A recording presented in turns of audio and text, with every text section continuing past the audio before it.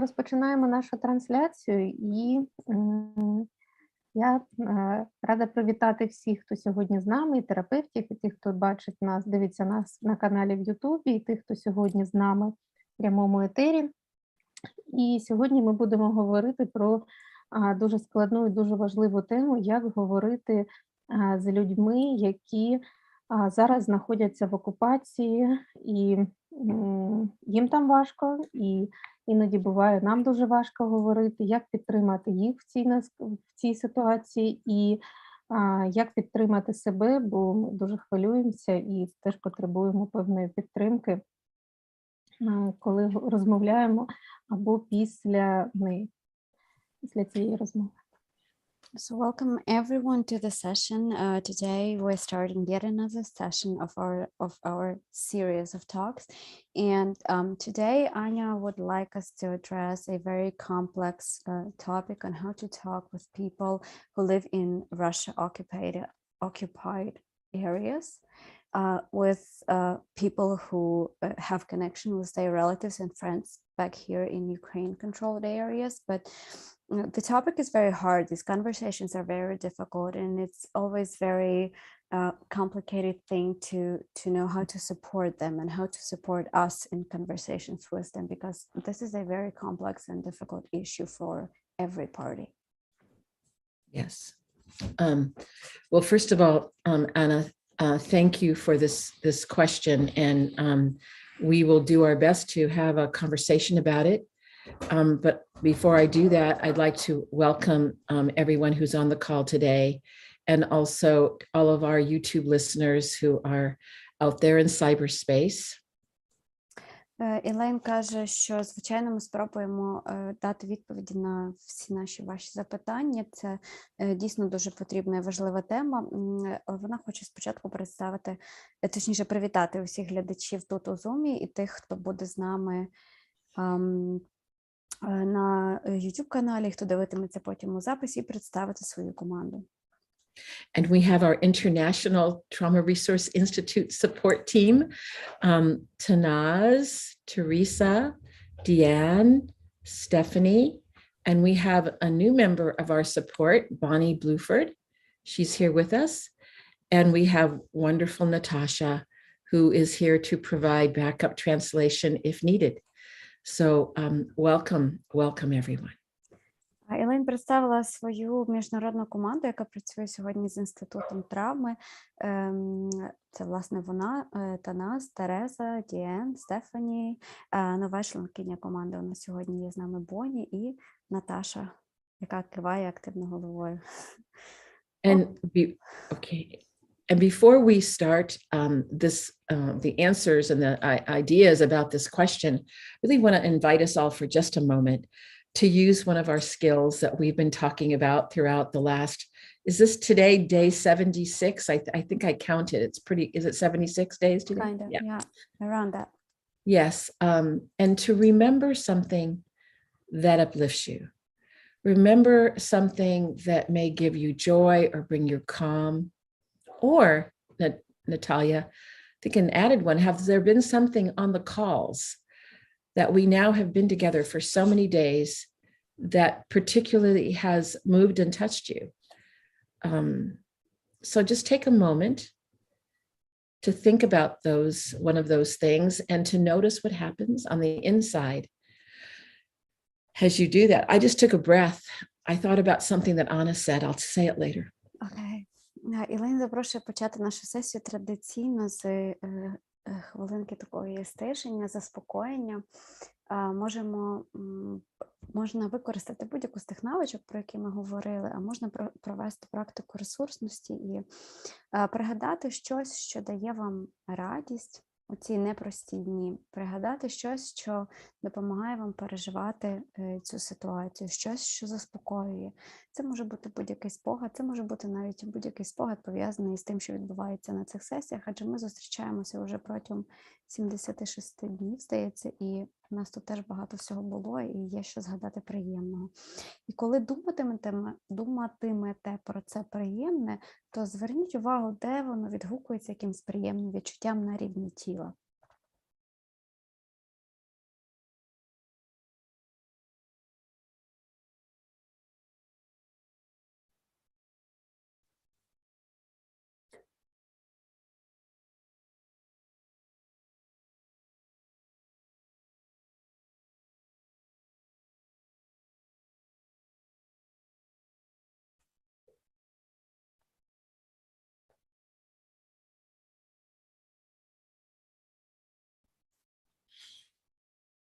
So just take a moment more to notice any sensations that could be pleasant or neutral on the inside.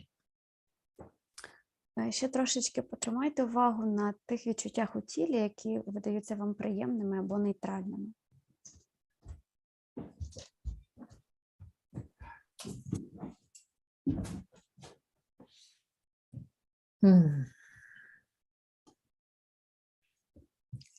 So Natalia, I want to share what I thought about was when Anna shared about the Ukrainian DNA and how her family have generations of having gotten through very difficult things, and that she talked about how their resilience and their courage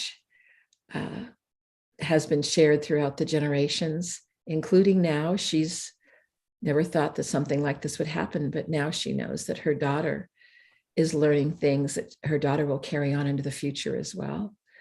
So there's something about that, but when she said that, touched me deeply and still touches me deeply.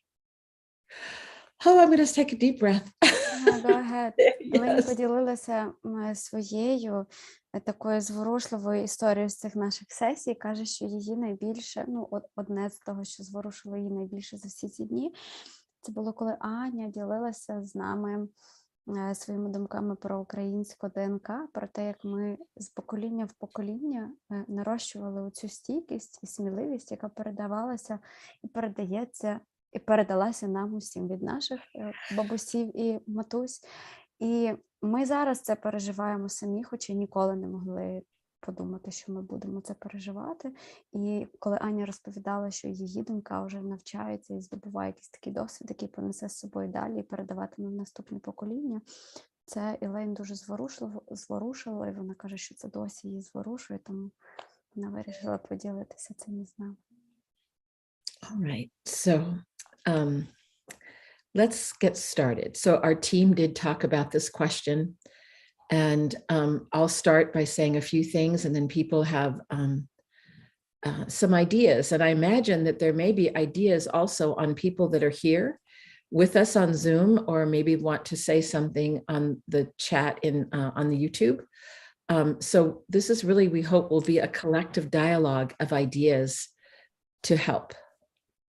Так, Елейн каже, що вони з командою трохи готувалися до сьогоднішньої сесії і думали про те, які ідеї запропонувати нашим глядачам і глядачкам з приводу тієї теми, яку задала Аня. Але також просить про те, щоб всі, хто нас зараз дивиться і тут в Zoom, і в YouTube, були відкритими і, можливо, пропонували свої якісь ідеї, щоб це був такий колективний діалог, колективні якісь напрацювання на задану цю там тему. Наталочка, у нас є запитання вже в чаті. У нас є запитання вже в чаті.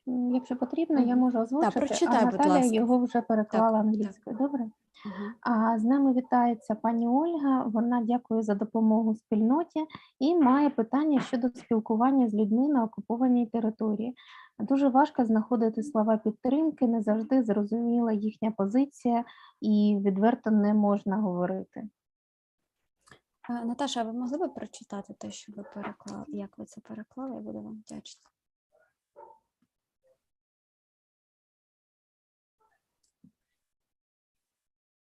Окей, я сама тоді просто... Наталю, чуєте нас?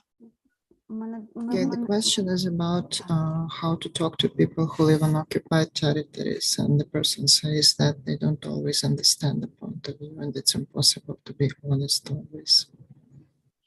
And so it's impossible to understand. Understand what? Understand this? Can you just say impossible to understand their point of view? Oh, it says hard to understand their point of view. Okay. Well, I think, that really is in this question, isn't it? It's the point of view of the person who's not in occupied, who cares about the person who's in the occupied parts of Ukraine. There's two things going on at the same time. I don't think I got that, Elena. Well, so basically is that those of you that are not in the occupied areas have your own experiences, right? In terms of when you talk to someone who's in the occupied territories about what you would like them to to be saying that may be different than what they're saying to you. Like you want them to, let's say, be more hopeful, but they're not feeling hopeful, for example. Так, Елен каже, що в спілкуванні з людьми, якщо я правильно зрозуміла, між, наприклад, тих, хто живе на неокупованих територіях і тих, хто на окупованих територіях, це з двох сторін може бути нерозуміння позицій насправді, тому що і з одного боку може бути так, що люди, які на окупованих територіях, не завжди говорять чи висловлюють те, чого ми від них очікували би. Наприклад, каже Елен, ми могли би сподіватися від них якоїсь більшої надії чи більшого оптимізму, а вони її не висловлюють. And I think one of the difficult parts when I read the question was when someone is saying, well, this may be the last time I talk to you, when you're talking to someone who is beloved to you, who's a friend or a family member. Може бути ще такий момент, каже Елен, вона подумала про нього, коли читала це запитання. Люди в розмові можуть, наприклад, казати, оце ми з тобою востаннє спілкуємося. І це може говорити людина, яка нам дорога, небайдужа, про яку ми дуже переживаємо. Because I think that the people that are in the occupied territories, they may have seen a certain vista of death and destruction that some of you haven't seen in other parts of Ukraine in the same way, in their lived experience of the war. Тому що люди, які живуть на окупованих територіях, вони можуть мати зовсім інший досвід проживання у війні, ніж ті, хто не живуть на окупованих територіях. І вони бачили значно більше смерті і руйнувань, наприклад, ніж ми, хто живе на відносно безпечніших територіях. And so the reality for them is that this may in fact be their last conversation with you. And I think that can be very difficult to hear, but yet very important for you to hear from them in the experiences they're having in the occupied territories.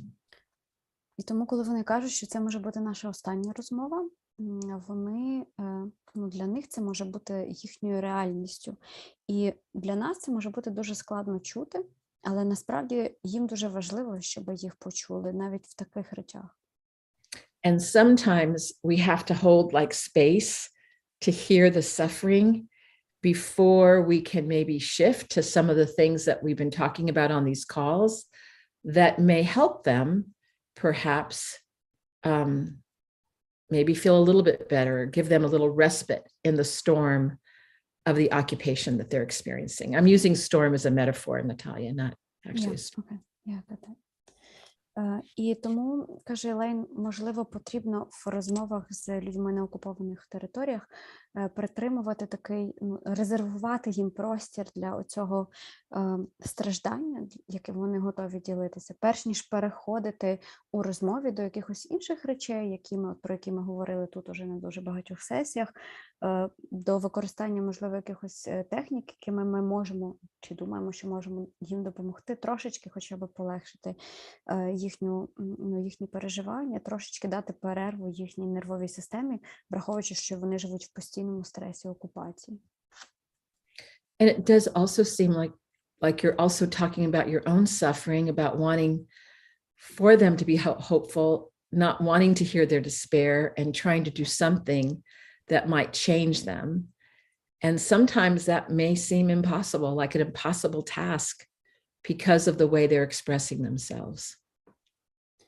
І людина, яка поставила запитання, Елен каже, що відчуває в цьому формулюванні якесь, певне власне страждання.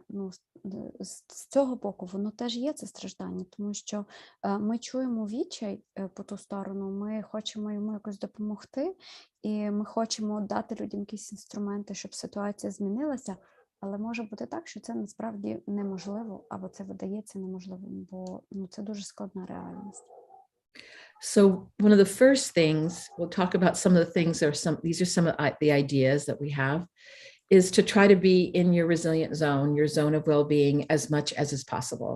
So using the skills that we've talked about over the last 76 days, just even how we started today, what uplifts you, what helps you get through hard times, those kinds of questions, so that you start out, before you even talk to them, being as solid and in your zone of well-being as you can be.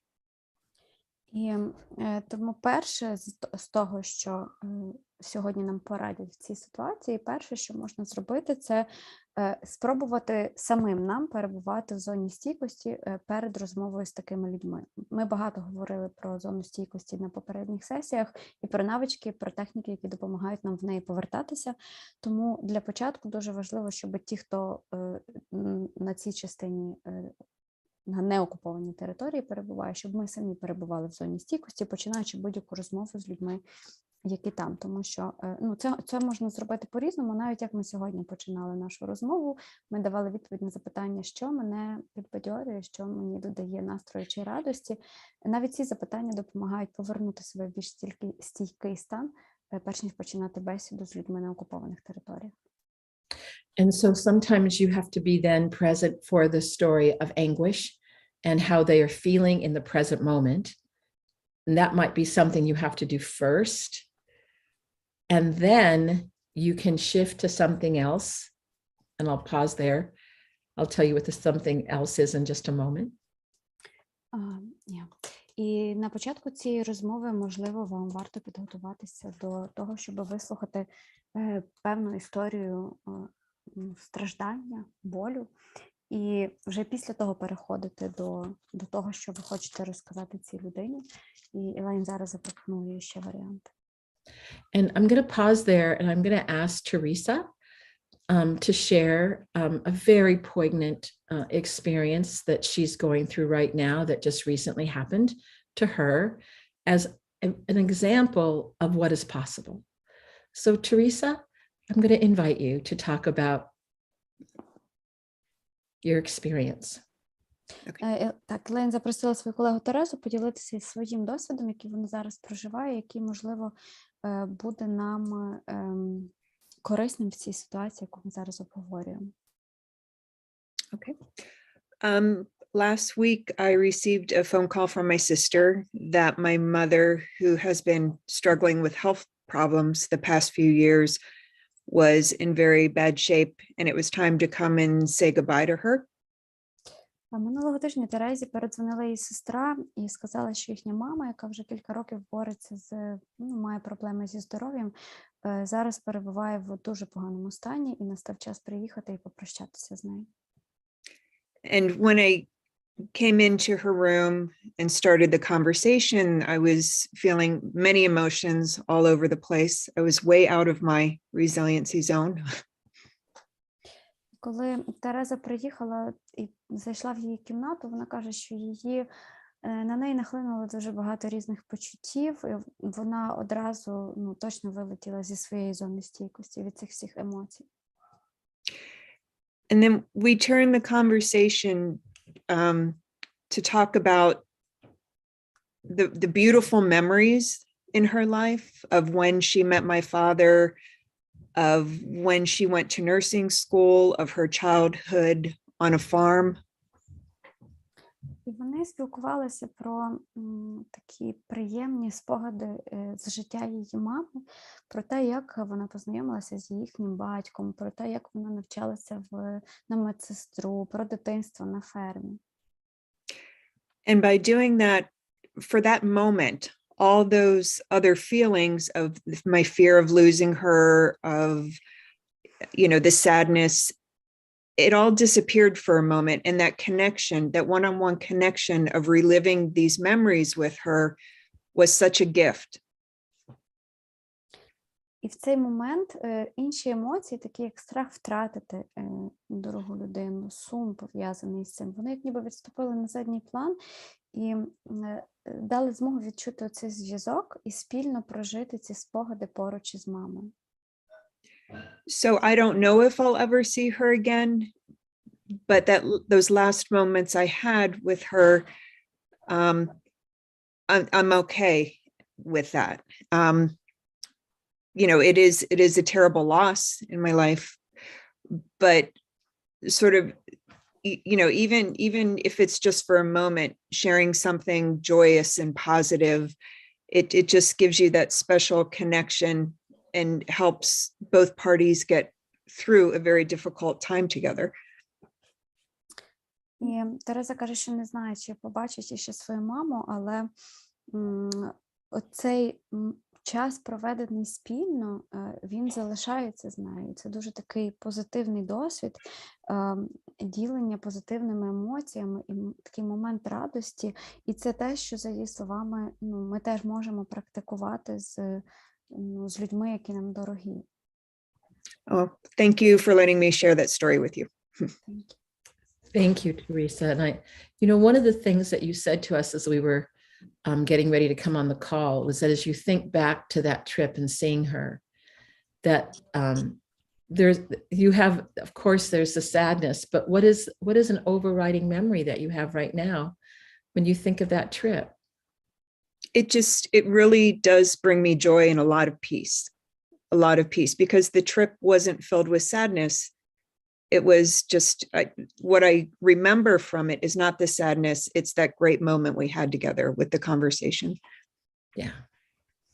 Так, Елен каже, що оця подорож, ця поїздка Терези до мами, коли вони разом згадували стільки всього спільного, вона стала таким дуже цінним спогадом, попри те, що наповнена великою кількістю сумою. Тереза каже, що насправді ця поїздка дала їй багато радості і багато миру внутрішнього. Каже, що навіть вона пригадуватиме з нею і вже пригадує не стільки сум чи відчуття втрати, а скільки оцей мир і спокій. Thank you, Teresa, again for sharing that beautiful story about your meeting with your mom. Thank you. Дякуємо, Терезі, що поділилася з нами цією красивою історією. And so Natalia, I think that what we wanted to emphasize about, and I feel so grateful for Teresa for sharing that story with us, is that it could be the last time you talk to that family member. It is possible if they're in an occupied area. So the question I have for you then is, what would you like to remember that last conversation being like? How would it be one that's only talking about the suffering, but perhaps asking a conversational resourcing question, as Teresa did, which are very simple. Oh, Mom, do you remember being on the farm?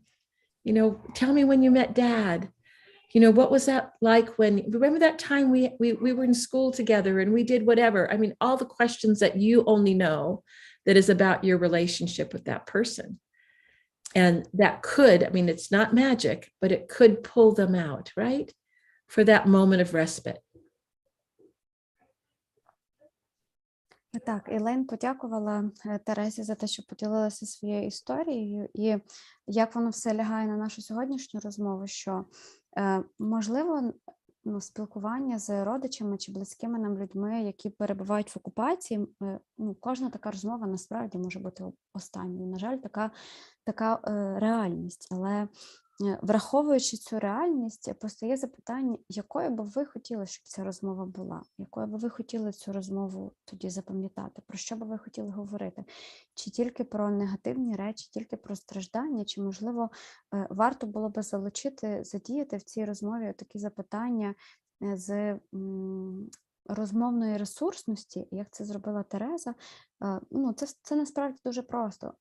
Ми, спілкуючись з людиною, маємо з нею певний спільний досвід, і ми можемо ставити найрізноманітніші запитання про цей досвід. А розкажи мені оту історію, яку я дуже люблю, або а як тобі було, коли відбувалося те-то і те-то, або пам'ятаєш, як ми мамо, пам'ятаєш, що ми витворяли з моїми однокласниками в такому-то році чи в дитинстві.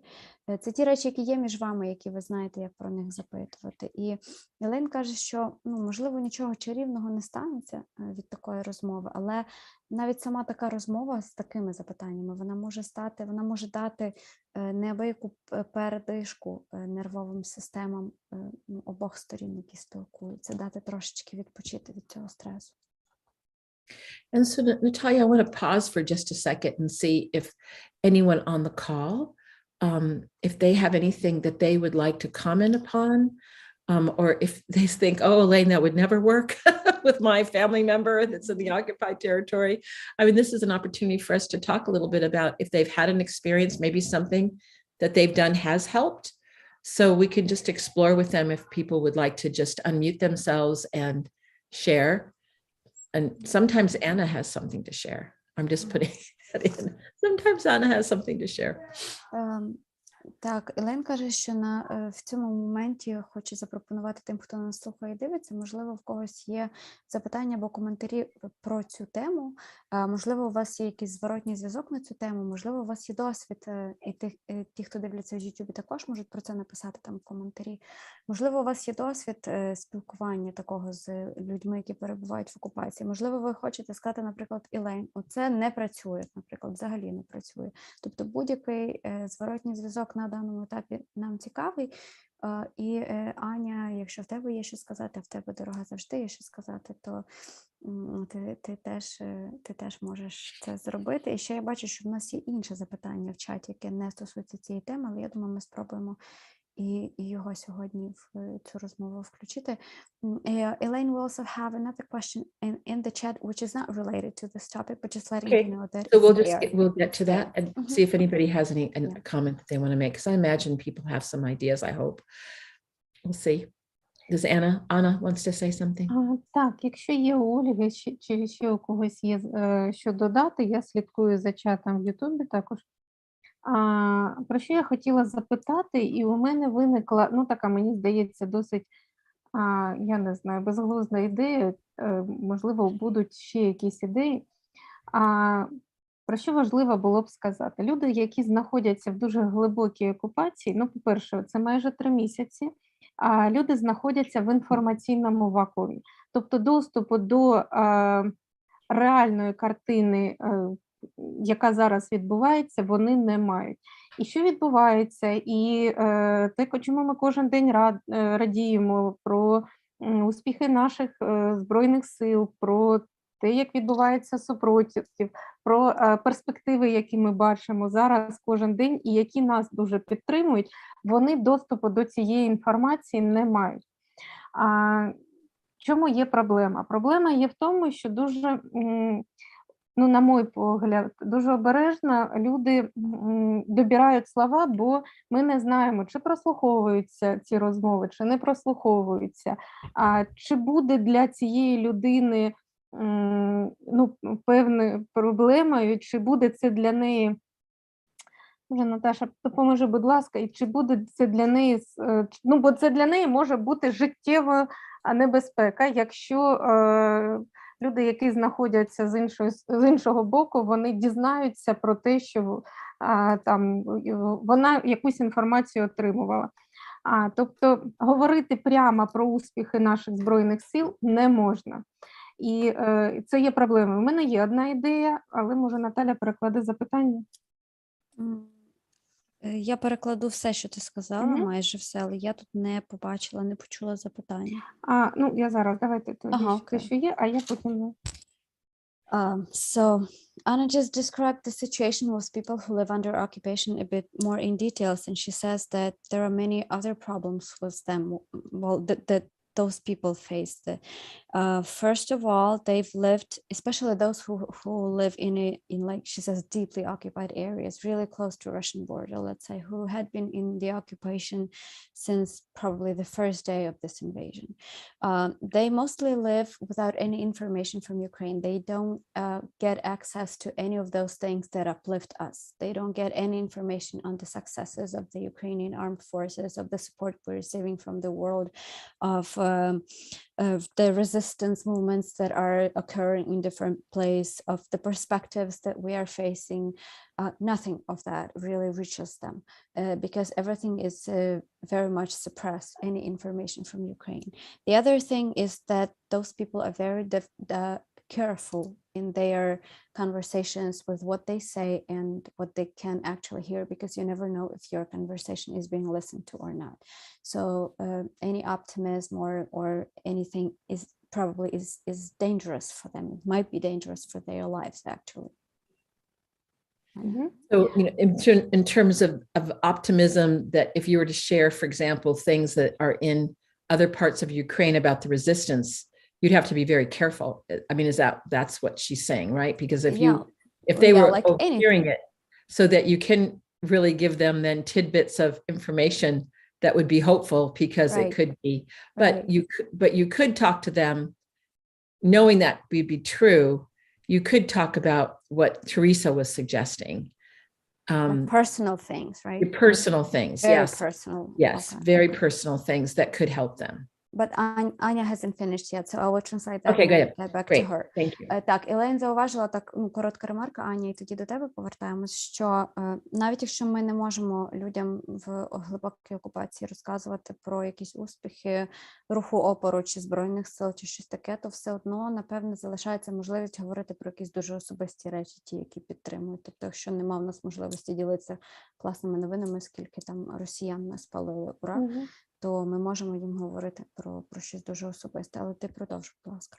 Так, і власне в цьому це я й хотіла запитати, які є стратегії, щоб ми могли розказати людям і дати надію про те, що ситуація змінюється досить швидко, і ситуація дуже обнадійлива. І у мене з'явилась ось така божевільна ідея, якщо це, наприклад, люди, які з дитинства росли разом, або там десь дуже часто і дуже багато спілкувались і мають багато історію спільну, можливо, комусь це допоможе. Наприклад, згадати про те, пам'ятаєш, як ми колись в дитинстві грали там в козаки-розбійники, і пам'ятаєш, як наша команда, коли ми там були десь, як наша команда класно грала.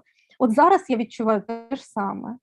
Або пам'ятаєш, як ми грали в шахи, наприклад, там з дідусем, і пам'ятаєш, які завжди у дідуся були чудові стратегії гри в шахи, і чим це зазвичай закінчувалось. От зараз я відчуваю те ж саме, і коли я зараз там думаю про життя, я відчуваю, власне, те ж саме.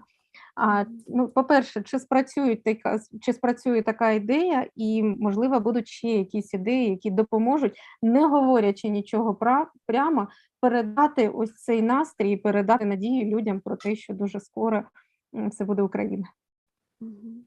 Okay, so the question is, the question generally is about any other ideas how we could communicate hope and some positive news, some optimism to those people without really giving ourselves up or giving them up in anything. And Anya also shared this, as she says, maybe it's a crazy idea, but she says maybe it will work. For instance, if you're talking to someone that you've known for a long time, someone you grew up with, let's say, you could probably say that, like, remember when we were kids and we would play this, let's say, tug of war, and our team would always win, or our team won that very important competition. Remember how we felt back then? Well, now I do feel something like that. Or remember we played chess with our grandpa, and he always had these beautiful and smart strategies that would help him win. Well, you know what? I'm currently feeling something like that, like these days. Would that be a good way of communicating hope to those people without, giving them any news from Ukraine? And you know the answer to that, Natalia. I know. My job is to translate everything. She's giving metaphors of winning and of, things that could be crafted in ways that perhaps people who could be listening, trying to, whatever the Russians are up to these days, that could cause harm. It's talking about a lived experience that is, no, we're just talking about chess and when grandpa used to win. So absolutely. And I think any kind of metaphors like that, or even saying, oh, my daughter was in a soccer game or a football game and her team won. I think there's some things that you can do that are all sorts of metaphors about winning that you could possibly start integrating in conversations that could be hopeful. But there's one thing that I think was important about what Anna said. They have to be personal to that person, right? In terms of it having meaning to them. Because sometimes if you just talk about something in general, it may not have the same meaning and I think the way that Anna phrased it was very important. Okay. Yeah, but she was also asking for other suggestions. So you think about other suggestions and I'll translate what she just Yes, said. we'll think about other Окей. suggestions. Так, Аня, я думаю, ти сама знаєш відповідь на своє запитання, каже Елейн. Чи спрацює твоя стратегія? Звичайно, твоя стратегія, як завжди, спрацює, тому що за нею стоїть ідея того, що будь-яка метафора – це, в принципі, класна штука, яку можна використати, і будь-яка метафора перемоги в цій ситуації і в цій історії годиться, тому що тут ми подаємо перемогу під соусом такого чогось дуже особистого. І це важливий момент, каже Елейн, що це має бути щось особисте для цієї людини, тобто не якась там, не знаю, дуже узагальнена історія, а щось, що промовляє до неї, до її особистого досвіду також. Так, і я попросила запропонувати ще якісь варіанти, звичайно ж. Okay. So I'm going to ask some of our other team members. I'm going to ask Deanne first. You had some things to say about relationship. I don't know if this would be a time to bring that in, because I think there's a question about crafty ways to talk about hope, but I think there's also ways to integrate them into relationships. I don't know if there's anything, Deanne, that's coming to your mind right now or not. Yeah, actually, and thank you. I'm honored to be here. So I wanted to, if it's okay, Elaine, I wanted to address something in the chat. Sure.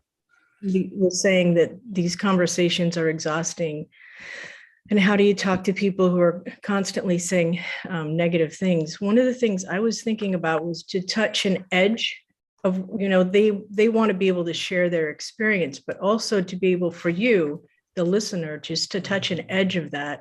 And keep grounding yourself, keeping your resilient zone wide so that you can even just energetically hold a wider, more resilient zone so you don't get kind of lost in their despair, just to keep yourself grounded.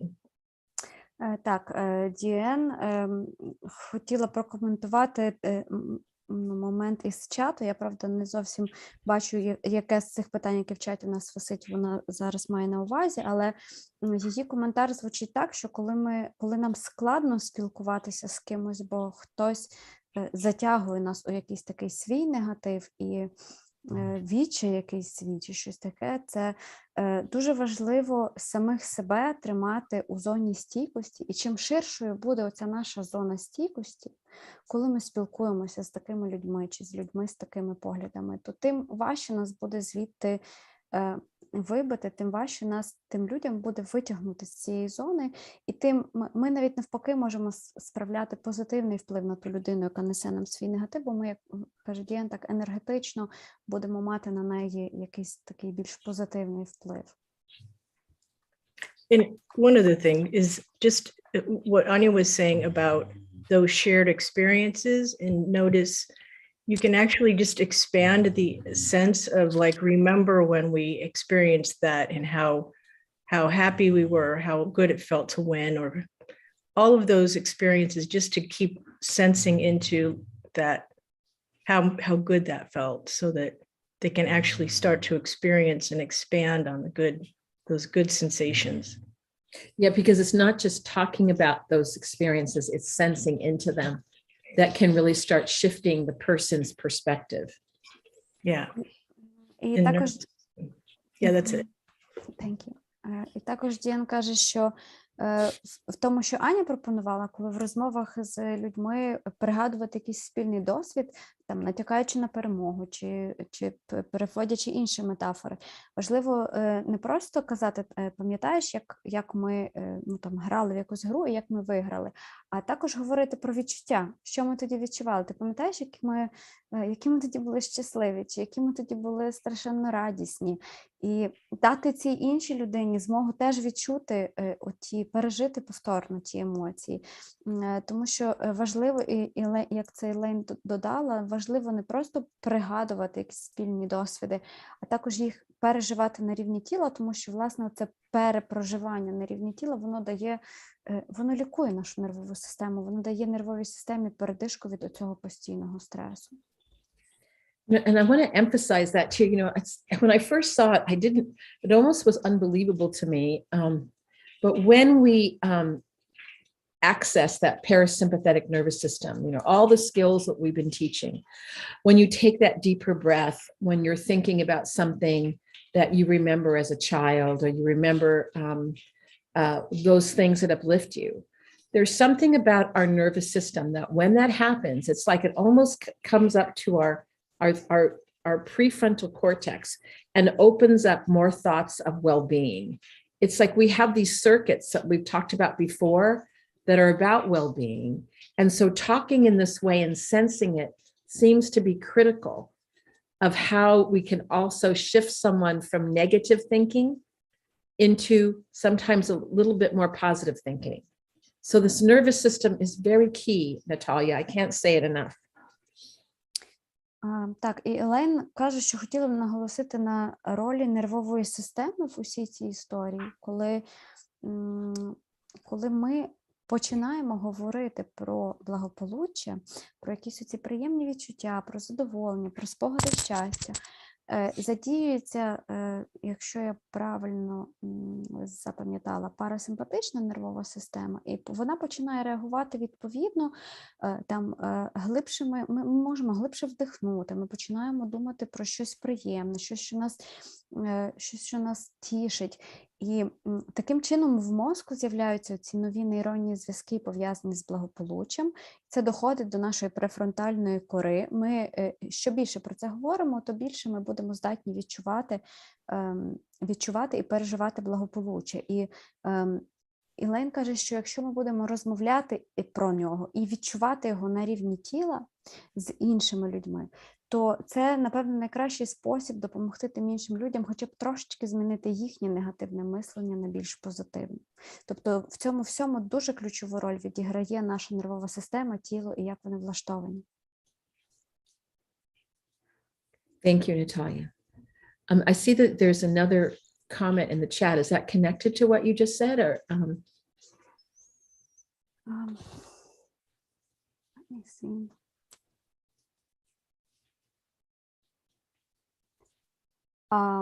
Yes, it is. Так, у нас є ще один коментар в чаті. Я просто не впевнена, що ми дали відповідь на попереднє запитання Олесіне. І тут є ще коментар від Віри. Мені здається, коментар від Віри також стосується Олесіного запитання. Так, можливо, ми їх якось зараз разом прочитаємо і перейдемо до них. Yeah, we have this new comment, but it also relates to the question that was asked earlier by Olesya, who is here today with us. But they relate to each other, so Anya is suggesting that we just read both of them, and you probably can. Okay, we'll just pause. I want to see if our other team members, Stephanie or Tanaz right now, if there's anything more. Stephanie, I know you had some ideas that I think it's interesting because some of them, I guess, would be hard to do, but are there anything else that you want to add from the conversation, Stephanie? I'll ask you first. I think as I was listening, the one thing that was kind of coming to me is, I think for many of you, you know that I have experience working with people who were refugees who had escaped a conflict, and I worked with them in the United States. So the idea was that they had reached that safer place. Так, Елейн каже, що ми доберемось до цих коментарів, але спочатку ще коментарі від запитань, точніше, але спочатку коментарі від колег. Так, Стефані каже, що вона, як ми знаємо, має досвід роботи з біженцями, але вона працювала з ними в Америці, тобто вони вже встигли добратися до безпечнішої території. And what I observed is that even after reaching relative safety, some of these ideas, because people came from very similar situations where they had lived in occupied territories and were under threat, it was difficult for them to escape that feeling or that sensation or the thoughts in their mind, even when their body was in a safer place. І Стефані каже, що спостерегла серед цих людей таку річ, що навіть попри те, що вони перебували вже на безпечнішій території, вони розуміли, що вони втекли від окупації. Багато з них жили в схожих умовах, як українці зараз, в окупації ворожих військ. Вони, попри те, що тіло їхнє вже було в безпечнішому місці, вони головою і емоціями все ще переживали свій попередній негативний досвід. And so I guess what I want to say is that it's so important and it's so wonderful that you all are asking these questions now and having these conversations now. Because for those that are in those occupied areas, even if the occupation were to end today, they would still probably have difficulty processing their safety. And so learning how to talk to them now when it's most difficult will set you up for what is ahead. І тому дуже важливо, що ці запитання звучать уже зараз, попри те, що окупація в Україні ще триває.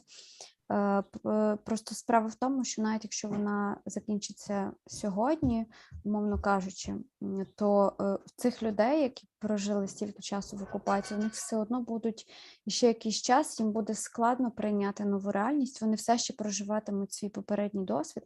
Тому ці розмови зараз і ці запитання зараз, вони дуже важливі, що вони нас готують, вони готують нам майданчик для подальшої роботи з цими людьми і з тим, щоб відновлювати все після завершення війни.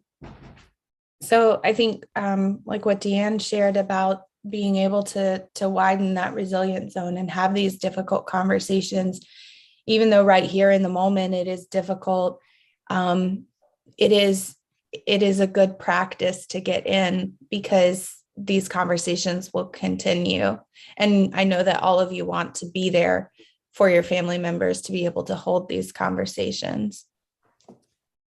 І тому Стефані підкреслює те, що перед тим сказала Діан, що дуже важливо уже зараз розширювати свою власну зону стійкості і проводити такі розмови зі своїми рідними і близькими, які в окупації, уже зараз, тому що такі розмови триватимуть ще якийсь час, і вони триватимуть навіть коли окупація закінчиться, тому це загалом дуже хороші практики для нас усіх. Thank you, Stephanie. And Tanaz, did you have something you wanted to add? Thank you, Elaine. Thank you for this question. It's really difficult, and I'm glad that there's a safe space for us to have really important discussions like these. Танас каже, що дуже добре, що у нас усіх з вами є такий безпечний простір, в якому ми можемо проводити подібні бесіди. There are two things that come from our beautiful community resiliency model that I just like to underscore here. Є дві речі в нашій прекрасній моделі стійкості спільноти, які Танас хоче зараз тут на них наголосити. In relation to the question and the comment that I saw in the chat just now, our brain is wired for survival. Так, стосовно коментаря, який Танас щойно побачила в чаті, я не певна, який це з коментарів, але наш мозок заточений під виживання. This means that we have a tendency to take in what is negative more frequently and more quickly, even when we're not at war. А це означає, що ми маємо схильність сприймати все негативне набагато легше і набагато швидше і частіше, навіть коли ми не живемо в умовах війни. It may be helpful for people who are listening to those in occupied territories to remember that, and to remember that in times of war, naturally, we will pick up even more of what's around us because it is a very terrifying time. І про це варто пам'ятати людям, які спілкуються з іншими людьми, в тому числі з людьми з окупованих територій, адже зараз дуже складні і дуже страшні часи, і тому природно, що мозок вбирає багато негативу ззовні. Our model creates space for listening with that compassionately by emphasizing that trauma is inherently subjective.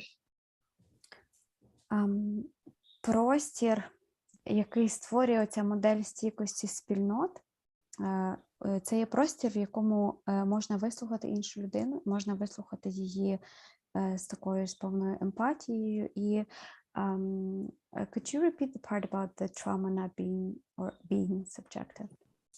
Trauma is inherently subjective, meaning the person experiencing it gets to decide how they feel about the event that's unfolding.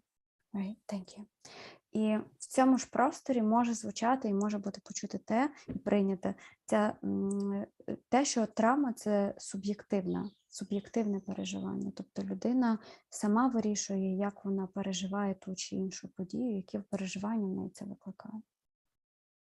For the person listening, this means holding a compassionate space so that the person suffering can share and speak their truth. І це означає, що людина, яка слухає, вона повинна робити це в такому просторі співпереживання, щоб той, хто говорить, могли висловити свою правду та як вони сприймають цю ситуацію. And there may be days when they just need to speak their truth. And there may be days where we are able to offer skills like resourcing.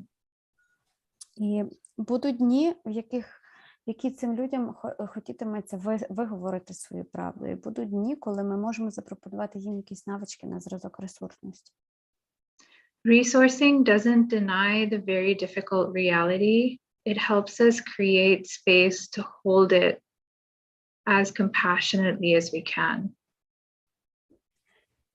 Ресурсність не заперечує складної реальності. Вона створює простір, в якому ми можемо сприйняти цю реальність з якомога вищим співпереживанням. I will offer an example to illustrate this by saying that if we take a spoonful of salt and put it in a glass of water and try to drink it, that will be difficult. But if we take that same spoon of salt and put it in a lake and then drink the water from that lake, we don't taste the saltiness as much. And so that's what resourcing does. It helps us create a larger container to hold those very difficult moments. Танас пропонує таку метафору з ложкою солі. Якщо висипати ложку солі у склянку води, то ми цю воду пити не зможемо, бо вона буде надто соленою. Якщо висипати її в озеро, то воду з озера ми зможемо пити, бо сіль не відчуватиметься. І точно так само ресурсність покликана, за допомогою ресурсності можна розширити цей простір, в якому зможе поміститися цей негативний досвід і де він не відчуватиметься настільки гостро.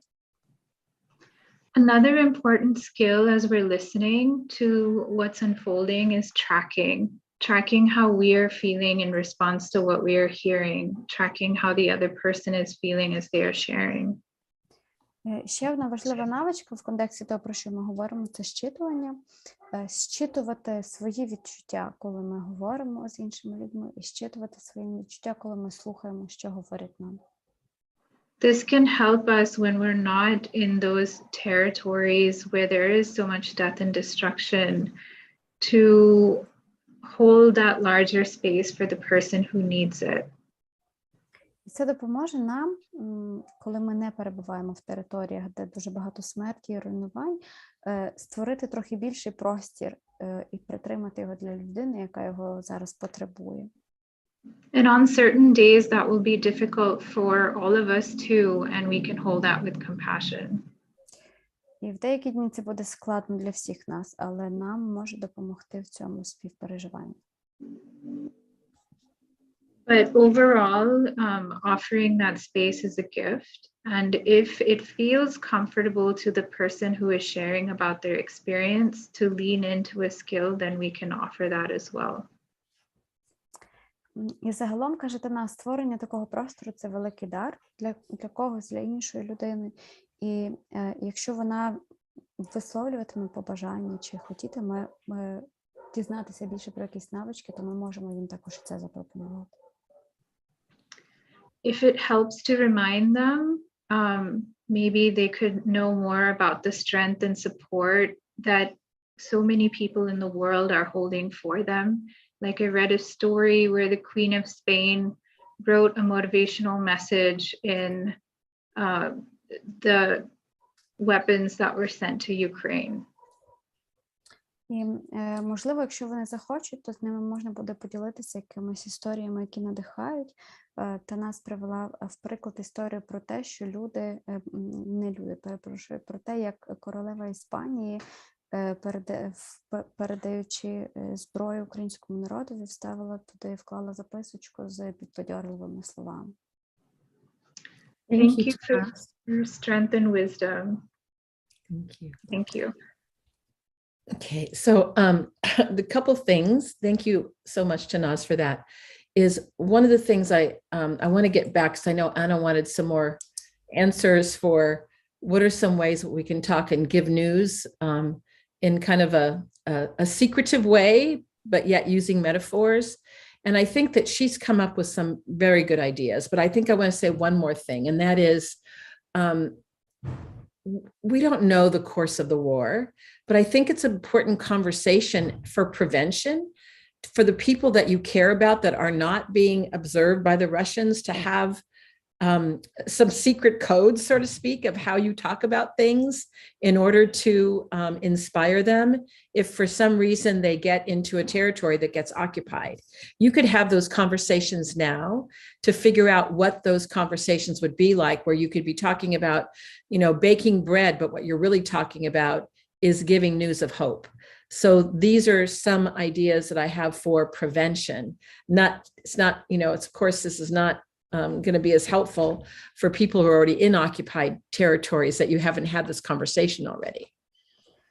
Так, Елен каже, що хоче повернутися до запитання Ані про ще якісь там, можливо, таємні способи передачі надії людям, які живуть в окупованих територіях. Каже, що наразі придумала такий варіант. Це не зовсім про людей, які живуть в окупованих територіях, це радше як превентивний спосіб. Якщо ми зараз знаємо когось, чи в нас десь живуть люди на територіях, які можуть теоретично стати окупованими, ми не знаємо, як розвиватиметься ця війна далі. Можливо, варто проговорити якусь систему кодових слів і понять до того, як ці люди потраплять в окупацію, щоб потім ми могли з ними безпечніше розмовляти, тобто проговорити це вже зараз. Що, наприклад, ми будемо говорити начебто про щось, а насправді говоритимемо там про війну, чи про успіхи, чи про щось таке. Thank you. And so now I would like to come and also say a little bit more about Vera's, the person who lives in Vera's house. So the first thing I want to say to Vera, oh my gosh, Vera, this must be very hard, because if he's always bringing in the negative of everything, then it's like sometimes our compassion can start to slip away and fly out the door. Так, а зараз Елен переходить до коментаря Віри, який був у чаті, про те, як людина розносить негатив довкола себе, і каже, що да, це насправді дуже складно, тому що негатив навіть однієї людини може псувати настрій і співпереживання серед багатьох інших людей. And this can happen. I'm not saying it's happened to Vera or some of her the other 8 people that live in this house, is that sometimes no matter what you say to this person, they are just negative. You know, if you say, oh, look at the sky's blue today, it's going to be gray tomorrow. No matter what you say, they always will go to the negative. I mean, I think we all have known people like this, even when we haven't been in war. І каже Елен, що насправді люди, які розносять негатив, вони є, і такі люди можуть нам траплятися. Це люди, які налаштовані на негатив постійно, так теж може бути. Коли ти кажеш цій людині, дивись, яке гарне синє небо, вона каже, нічого, воно завтра буде сірим. І такі люди нам трапляються навіть коли ми не живемо у війні. So sometimes the thing that we can do first, and I've done this many times, I still do it, I might even do it today, I don't know, is if I'm getting those feelings inside of me, I'm going, oh, this is not good, then I go into a space and I use a help now strategy. because sometimes resourcing doesn't work because I am so bumped into my high or my low zone. So I might go push against the wall and feel the energy of the maybe anger that I have about this person who keeps being negative. I have to do that first before I can feel any compassion, because I'm more into my, sadly, my high zone state that we all can go into rather than my compassionate state of my resilient zone. І Елен каже, що коли такі ситуації або такі люди нам трапляються, коли ми спілкуємося з такими людьми, які на нас виливають свій негатив, то не завжди може навіть працювати практика ресурсності, тому що ми дуже сильно можемо вилетіти в зону, наприклад, збудженості, коли нас дуже сильно лють розбирає на таку людину, яка приходить і розказує тобі, що все прямо капець погано. Тоді може допомогти, і Елейн каже, що вона завжди відловлює в собі цей момент, якщо її дратує чийсь, наприклад, надмірний песимізм, усамітнитися в окремому якомусь просторі і зробити одну з практик миттєвої допомоги. Наприклад, серед них є така практика, як впертися долонями до стіни, і з усієї сили впертися долонями до стіни і відчути, як ця негативна енергія виходить туди. Після того може статися так, що ця практика допоможе і з'явиться відчуття співпереживання, з яким ми вже хочемо поставитись до цієї людини. Але краще спочатку потурбуватися про себе і про свої емоції. And I don't know if you have this phrase in Ukrainian, Natalia. We have it in English, like one spoiled apple will spoil the barrel of apples. Do you have that something similar to that? I have to think. I can't come up with anything right now. I don't know if Natasha or Kalena. Okay, has... I know one. Okay, Yeah. good. Okay.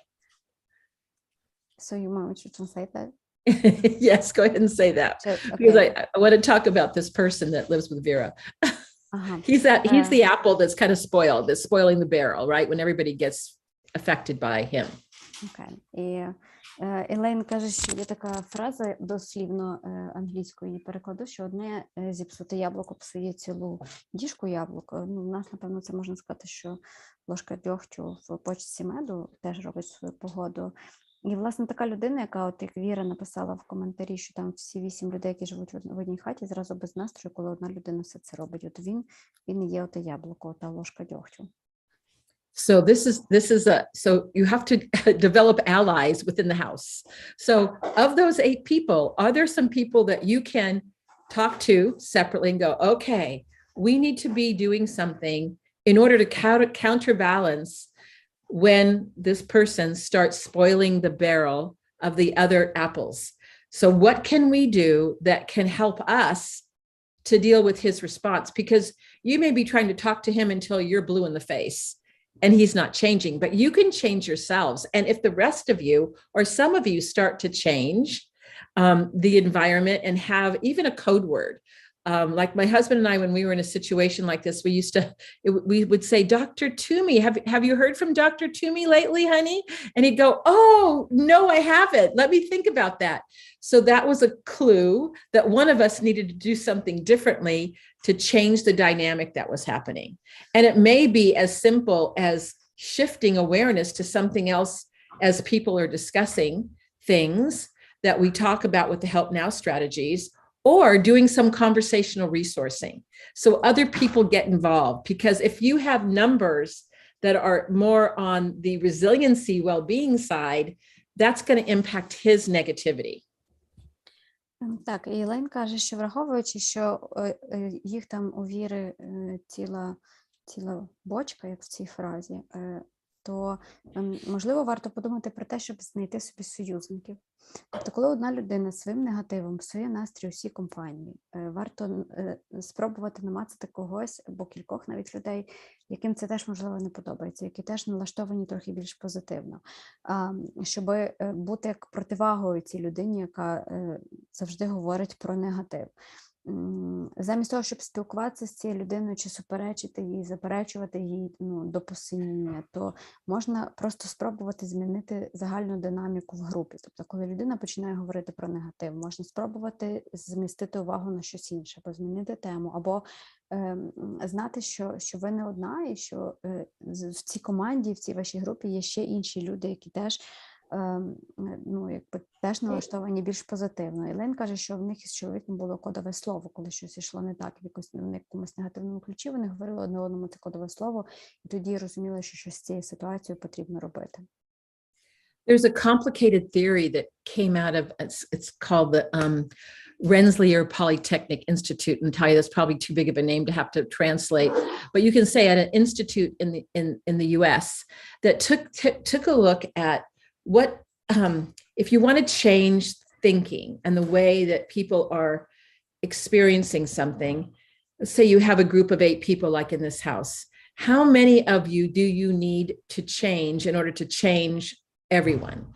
Well, I'm going to just use 10. If you have 10, you only need 1. So they say 10%. If you can get 10% of a group of people to change the way they think, it affects the 90%. So it is not a benign thing for Vera and her friends to really start thinking about how they can, with intention, start shifting the climate in the house into one that has to do with well-being rather than his negativity. Because what he's doing is that he's pretty powerful in the house. His negative thinking is that he could be the 10% affecting the 90 in bringing everybody down into a more negative space. But she and others can shift that. I'm very hopeful for her actually to be able to shift that. Елейн каже, що один американський інститут вивів таку складну теорію про те, що для того, щоб змінити мислення в певній соціальній групі, вони спробували підрахувати, з кількох людей, чи якого відсотка людей потрібно змінити мислення, щоб змінився мислення або настрой усієї групи. І з'ясували, що це лише 10%. Тобто для того, щоб змінився настрій усієї групи, не конче, щоб там половина групи почала мислити інакше. І зараз, судячи з віреного коментаря, цей чоловік чи ця особа має цю владу. Вона є цих 10%, яка впливає на решту людей. Але якщо назбирається кілька людей, які мислять більше в напрямку благополуччя, які мислять більш налаштовано на щось позитивне, то, можливо, вони зможуть налаштуватися на, можливо, вся група зможе налаштуватися на новий лад. So ask Vera if this makes sense to her, if she thinks it's possible that she could implement this plan, because the way she's describing him, he seems pretty protracted in his negativity. Так, Віра, Елейн запитує, чи те, що вона говорить, чи ти розумієш, що вона говорить, чи сприймаєш, чи думаєш, це спрацює, не спрацює, як тобі взагалі вся ця відповідь? Можеш написати в чат, якщо тобі незручно вмикати камеру. Vera just wrote that everybody stopped talking to him at all. Yes, I'm sure that's happened, yes. So, так буває, каже Елейн. But he suffers from that. And he suffers from that. So, I mean, this is where, and it's hard, and it is hard to be compassionate when someone's acting this way. So if they can work a little bit on themselves in terms of some of these ideas, it could possibly start to impact him, because he is ultimately suffering, isn't he? And of course, no one likes to see someone who's suffering either, nor do you want to live with someone who is into like toxic negativity as well. Елейн каже, що звичайно, що він страждає, бо це природно страждати, але ніхто не хоче жити з людиною, яка розносить токсичний негатив, але ніхто не хоче жити з людиною, яка страждає. Можливо, те, про що Елейн говорила, про якесь таке більше налаштування хоча б якоїсь частини групи на практики благополуччя, можливо, це допоможе перелаштувати врешті і цю людину, тому що якось свідомо чи спеціально його навряд чи переробиш, можливо, через цю групову динаміку, Віра. Якщо будеш мати натхнення і сили, можеш спробувати і розказати нам про результати свого експерименту. And even though I know this person is not a child, I remember when my kids were little and they were getting into negativity focuses, someone said to me, you need to say 10 positive things to outweigh the one negative. And so it always got me thinking about working with people, as I have throughout my life, is even if it was very hard to find one positive thing, I might say, oh, your hair looks nice today. Oh, thank you for putting the dishes in the sink. I mean, I would try to find something, even though it seemed very small, because small change leads to bigger change, in my experience. Так, а ще Єлен каже, що хтось підрахував, що на одну, щоб переважити одну негативно сказану річ, треба сказати людині відповідь 10 якихось позитивних речей. І інколи буває, да, це багато. І інколи буває так, що не знаходиться насправді навіть, що сказати цій людині, коли вона тебе обливає негативом. Але Єлен каже, що їй допомагали такі речі, як навіть просто сказати: в тебе сьогодні гарна зачіска, або дякую, що склав тарілки в раковину. Тобто якісь такі речі, які, можливо, зовсім не пов'язані, але вони хоча б частково переб'ють цей негатив. And there's a very long message from Natasha in the chat, Natalia, or I don't know if Natasha wants to say it in English. Наталя, якщо тобі незручно, я можу прочитати. Добре. Наталя переклала те, що написала Танас, і тут говориться про наступне. Тіч Нат Хан, мудрий учитель, який часто говорив про любов і мир під час конфлікту, поділився цим стосовно біженців, які покинули В'єтнам на човнах у 1960-х роках, щоб втекти від війни. Він сказав, що на цих човнах вони стикались з піратами, акулами та багатьма небезпеками. Це активує мозок, виживання і страх. Часто, якщо в човні була лише одна спокійна людина, цього було достатньо, щоб усі вони стабілізували човен для всіх, і подорож знову ставала більш стійкою та безпечною. Ця історія нагадує мені ніколи недооцінювати нашу індивідуальну силу, створювати основу добробуту для багатьох навколо нас. Дякую. Okay. Natalia, are you going to share with us what that is about? Tanaz wrote it so she can share if you want her to. She wrote it. She put it as a comment. I can't really read comments from my computer because I have. So, Tanaz, did you put that in? If you would say it out loud, please. Yes, I was talking about Thich Nhat Hanh. Thank you. And I was saying that he's a wise teacher who often talked about love and peace in times of conflict. And he shared this piece in relation to the refugees who left Vietnam on boats back in the 1960s to escape the war. That when they faced pirates and sharks and many dangers, that would often activate the survival brain and fear.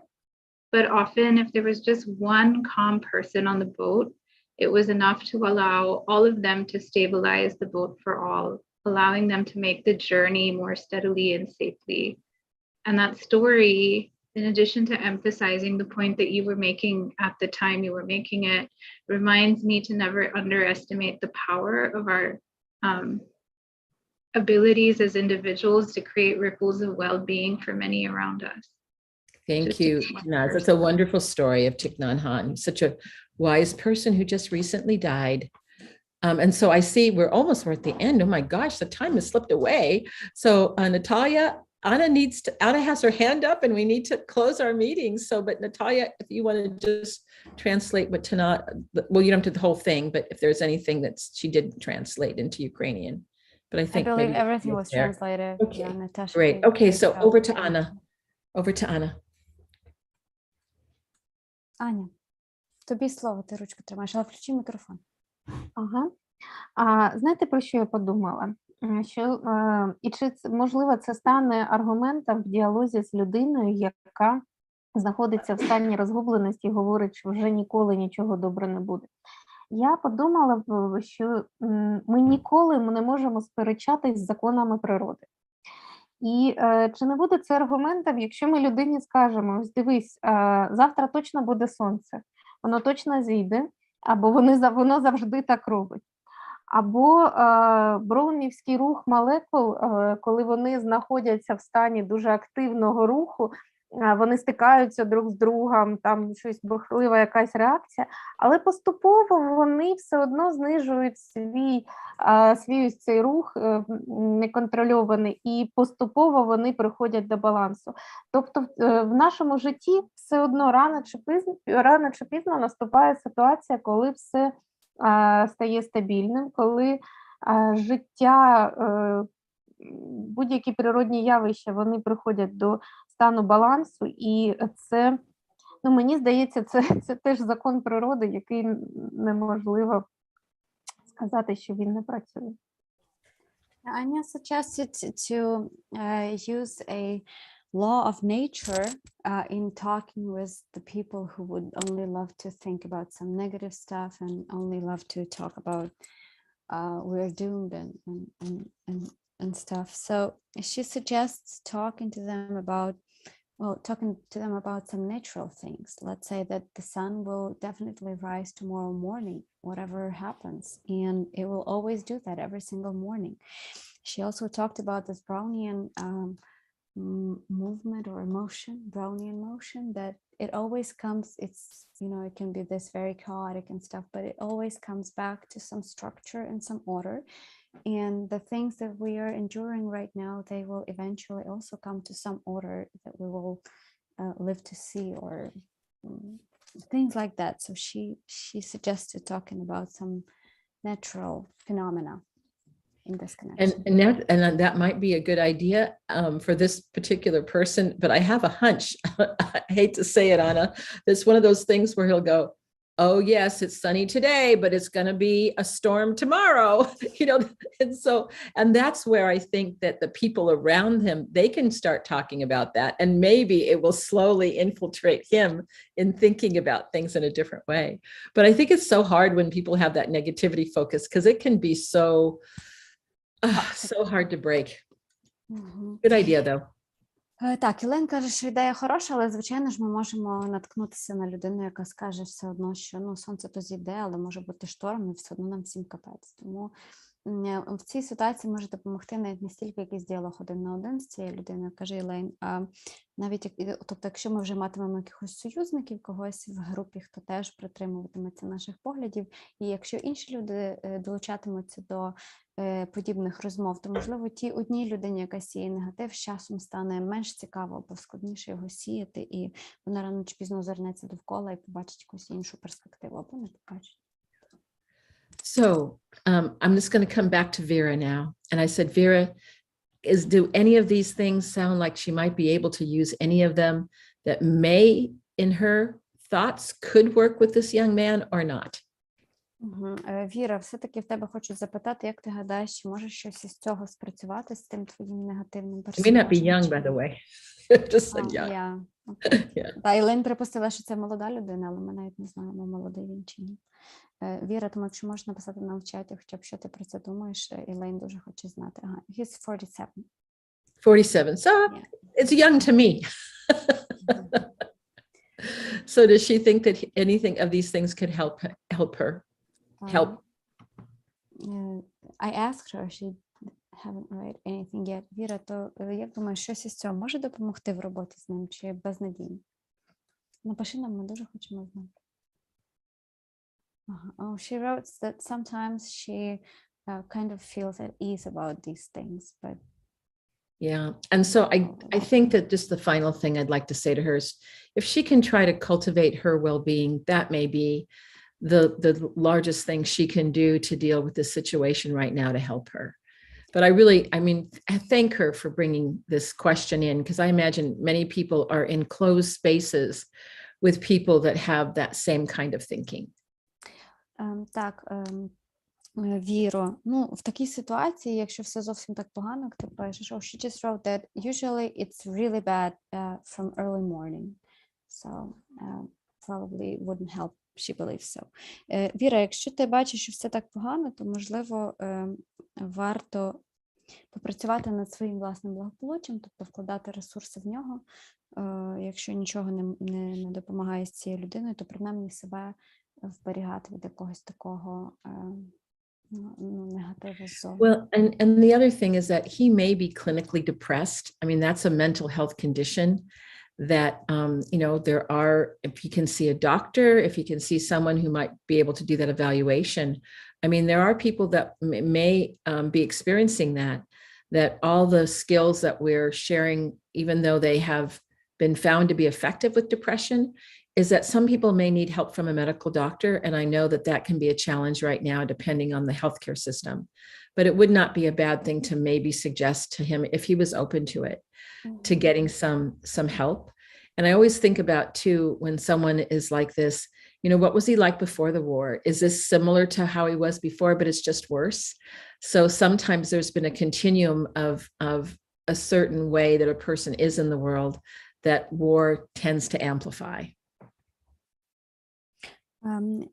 Віра, ще такий момент.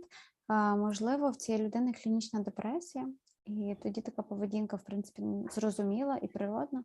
Якщо є можливість запропонувати, звернутися до психіатра по допомогу, то це могло б допомогти, хоча я собі уявляю, наскільки це в наших умовах звучить фантасмагорично, бо до психіатра в нас люди добровільно ходять дуже рідко. А ще Елейн каже, що тут важливо звернути увагу на те, чи була ця людина такою до війни, тому що якщо була, а стало тільки гірше, то це теж природно, бо війна якби підсилює тільки такі речі. Віра wrote that she realized there is one person that he cares about their opinion. So she wrote that they will be working through this person. Good, towards great. him. Well, good. We'll tell Vera that she's, please welcome to come back and let us know how things are going. Okay. All right. That we hope that we can be here for her as she's having this experience, that I'm sure many people are too. Віро, Елейн каже, що ми будемо раді тебе бачити на цих сесіях іще, щоб ти прийшла і розказала, як усе там просувається. Нам цікаво, як у тебе все вдається. Але, звісно, такий досвід, напевно, не тільки у Віри, а у багатьох людей може насправді зараз відбуватися. Well, I think it's time to end. We went way over today, Natalia. Oh my goodness. Carried away with We got carried people. away with these questions. Yes, it was such an important question about living. So anyway, so blessings to all of you. You know how much we care about you. And we will see you on Friday. Елейн посилає нам всім благословення, каже, що дуже турбуються про нас і переживають за нас. Ми за це дуже вдячні. Побачимося з усіма вже в п'ятницю. Аня, ти будеш якесь теж благословення наостанок озвучувати? Так, дякую дуже, Лень. І я хотіла запросити і Віру, і Лесю, і всіх наших сьогоднішніх учасників приходити до нас в п'ятницю, бо ми будемо продовжувати ту тему, яка ми також сьогодні затронули. Ми будемо говорити про те, що робити, коли ти опинився з людьми на дуже маленькій території і не маєш можливості для себе, не маєш можливості усамітнитись, не маєш власного простору і постійно знаходишся серед людей, що з цим робити, як зберегти себе і як бути в ресурсі. А ми запрошуємо всіх в п'ятницю. Дякую. So Anya invited everyone to join us on Friday because we will be talking about something that is really a continuation of today's topic. We will be talking about how to manage yourself in your life when you're living currently in a very in an area shared with many other people, when you don't have your private space or when you don't have a chance to have some time with yourself to have a place for your own. So welcome everyone on Friday, and she welcomed everyone to come on Friday. And thank you for Anna. today's Thank you. session. Thank you, Natalia. Bye. Yes, bye-bye. До п'ятниці. Всім па-па.